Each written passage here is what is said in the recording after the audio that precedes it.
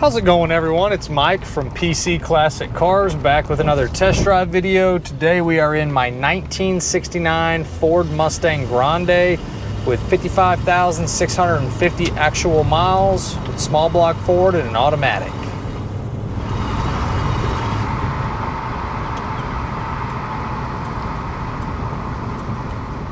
Kick my AC on here.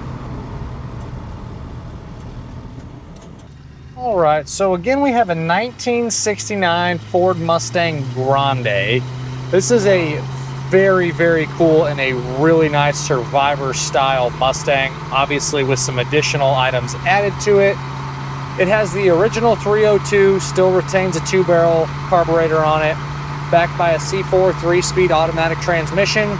You do have power steering. This one still retains the original manual drum brakes, but the drum brakes are set up well and it stops nice. But if I was going to do anything, I would upgrade to a power disc brake conversion in the front, but it doesn't have to be done. You still retain a stock style set of exhaust manifolds, crossover pipe, single quiet muffler, and then a full tailpipe in the back.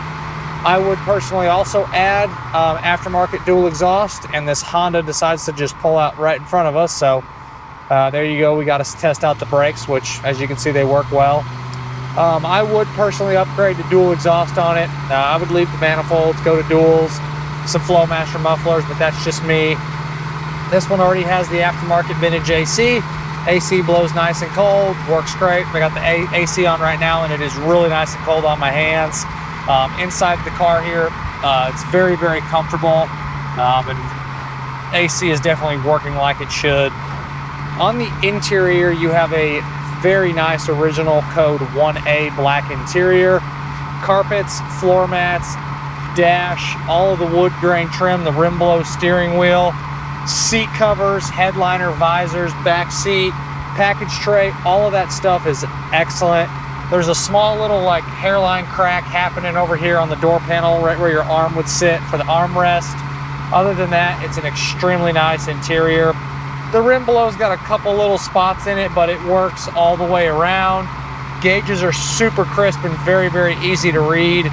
You do have an aftermarket retro style AM FM auxiliary stereo with some speakers in the back. Impressive car on the interior as well as the drivability. Just a fantastic driving Mustang. The wind noise is at an extreme minimum. The windows are very, very nice and tight. When you just hop in an original car like this, they just drive so much better. This is something I would feel very confident driving anywhere you want to go. Obviously, you never know when something simple can go wrong, but it's a really well ironed out car.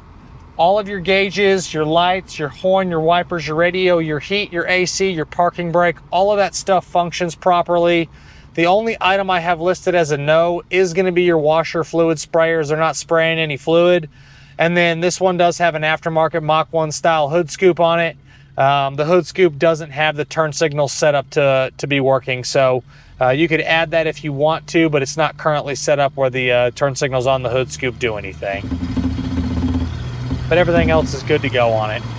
This is a real Mustang Grande. I have the Marty report for it. Door tags where it's supposed to be, VIN tags where it's supposed to be. So no issues with paperwork. I'm just really impressed on how easy it is to read those gauges. Interior turn signal bulbs work properly. Temperature gauges come up good, so we'll get on it here. Won't hear a whole lot of exhaust just because it is a quiet muffler. You'll hear the motor more than anything. That 302 is really strong.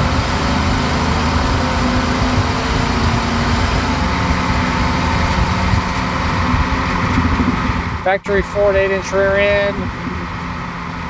On the underneath, it's an extremely solid and very nice and original underneath. Floors are excellent. Frame is a great. Drop downs inside the trunk. Everything is just extremely nice and solid on the bottom. Again, I would upgrade to a dual exhaust system. That's just me. Get a little bit more performance, a better sound out of it. But if you like the quiet exhaust, this is a fantastic car for that. We're cruising at 75 miles an hour right now without a hiccup. On the exterior, you obviously have the upgraded 15-inch great torque thrust wheels, brand new tires, brand new wheels. You have the Mach 1 style blackout treatment on the hood with the hood scoop. You do have the aftermarket, again, Mach 1 style rear spoiler. gives it just an awesome look. You have your factory black vinyl roof. The roof itself's got a couple little like dents, and if you watch my virtual description video, I talk about like if you were holding your arm on the top of the roof over here, there's like a little elbow dent. There's another one on that side. If someone took the headliner down, you could easily pop that out because it's not a crease, it's just a little dent in the roof. Paint is mostly original paint. The passenger side rear quarter panel has had some spot in work, and it's real checked on that rear quarter panel. Someone could have that refixed. That would be the worst spot on the car. The rest of it is original paint, so it's got little dents, little dings, little touch-ups, but it still shows well for being the original Metal Arc paint. I personally think it's a great looking color with the black top, the black hood, and the rear spoiler, especially with the gray wheels. Just breaks it up some, and just an excellent, excellent looking car. The side trim, the side stripe does have some little flaws in it as well, probably original from back in the day. Suspension is all stock style equipment, performs awesome. It does not pull you left, does not pull you right. It drives like a 50,000 mile Mustang should drive like. It's a very, very comfortable car. The shocks have definitely been replaced at some point, probably adds to why the ride quality is so comfortable. That transmission shifts exactly like it should. All of your glass is in excellent shape. Windows roll up and down like they should. Back glass looks nice. Front window doesn't have any major issues. A couple very, very tiny little road imperfections, but it's kind of nitpicky. You do have your factory dash clock over there on the passenger side. All your wood grain emblem, or all your wood grain trim and your emblems, all that stuff is fantastic. Driving position is very comfortable. Plenty of room between me and the steering wheel. I'm 6 foot tall. I have a lot of room between me, a lot of room between my head and the inside of the headliner there. That AC I have on the middle setting, and it's blowing really nice and cold. It's very, very hard to go wrong with vintage AC. I'm not sure there is anything on this car that I would really do. Maybe fix the checking in the paint on the passenger rear quarter, but it's a survivor style car on the paint because it is mostly original outside of that rear quarter. It's just an excellent, excellent car. It just drives better than most old cars you're gonna hop in. Just a fantastic cruising car. I would load up my family in this and just go cruising anywhere. It's a great, great Mustang. Wiper blades look good.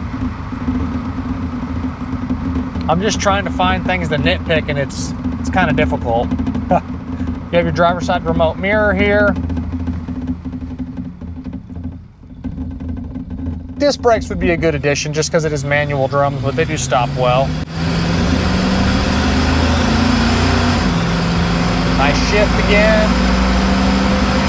Odometer's rolling 55,656.7. About to be 0.8. Just really a no-nonsense Mustang, and already having the aftermarket AC, that's about a $4,000 to a $5,000 job if you're going to drop your car off at an aftermarket shop to do the AC. That's pretty much what it's going to cost nowadays. The kit's about $2,500. The AC install is anywhere between $2,000 and $2,500 depending on the labor rates at a shop. So having aftermarket AC is already a huge bonus. And this one works great. Definitely a big fan of this car. I love the Grande styling. I love the seats. Just the styling of the car all the way around is just fantastic. Really, really cool Mustang.